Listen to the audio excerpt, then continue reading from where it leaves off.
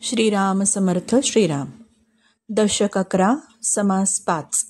राजकारण निरूपण. मुख्य ते हरिकथा निरूपण, दुसरे ते राजकारण, तिसरे ते सावधपण, सर्वविषयी श्रीराम, चौथा अत्यंत साक्षेप. ही समर्थांची चतुसूत्री आहे. मानवानी सर्वप्रथम जर प्राधान्य द्यायचं ठरवलं तर भगवंत स्मरणालाच दिलं पाहिजे. आणि हे त्याचं पहिलं लक्षण आहे. या चतुसूत्रीतलं हे पहिलं लक्षण. व्यवहाराने वागणं दुसरं लक्षण. सर्व बाबतीत सावधपणे असणं हे तिसरं लक्षण. आणि अतिशय उद्योगी असणं, वेळ न घालवणं हे चौथं लक्षण. या समासात समर्थ सांगतायत ते सर्व पर्सनॅलिटी डेव्हलपमेंटच्या अनुषंगाने आणि ह्युमन रिसोर्स मॅनेजमेंटच्याही अंडर अतिशय उपयुक्त ठरणारं असं आहे.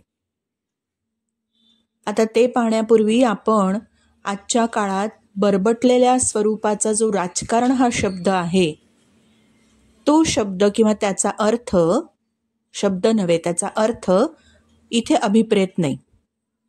राजकारण इथे काय वेगळं सांगतायत. राजकारण म्हणजे लोकसंग्रह करायला, समाजाचं पुढारीपण गाजवण्यासाठी जे काही व्यवहार चातुर्य आवश्यक असतं, त्या अर्थाने हा शब्द इथे वापरलेला आहे. आणि ते चातुर्य कसं असावं ते या समासामध्ये समर्थ उद्धृत करतायत. मग ते चातुर्य म्हणजे काय ते बघू. दुसऱ्याच्या मनामध्ये काय आहे ते ओळखता आलं पाहिजे, असं ते चातुर्य. किंवा आपलं वागणं नीती न्यायाला कधीही सोडून नसावं. माणसं आकर्षित करून घ्यावीत, त्यांना ज्ञान देऊन शहाणं करावं. अनुयायी लहान मोठ्या चुका करत असतात, पण त्याबद्दल त्यांना उमज द्यावी, क्षमा करावी. आपला व्याप, कार्य वाढलं तरी मनाने त्यामध्ये अडकू नये.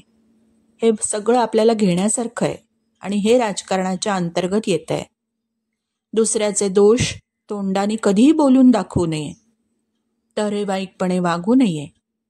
कठीण प्रसंग आला तर घाबरून जाऊ नये, निभावून न्यावं. कोणाबरोबर मर्यादेबाहेर वाद घालू नये. दुसऱ्याच्या दुःखामध्ये सहभागी व्हावं. परोपकार करायला केव्हाही मनापासून तयार असावं.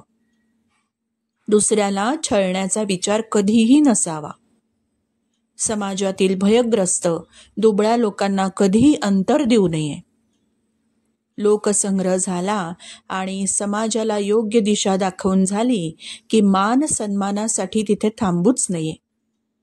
समाजातील अग्रगण्य पदाधिकारी, पुढारी, राजकारणी, लोकनेते यांनी या गोष्टी कसोशीने पाळून न्यायी असावं.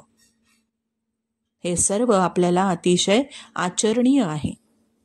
स्टार नोट म्हणते, sweet coated tongue with cool head is the key of a good administrator. Shriram Samarth Shriram.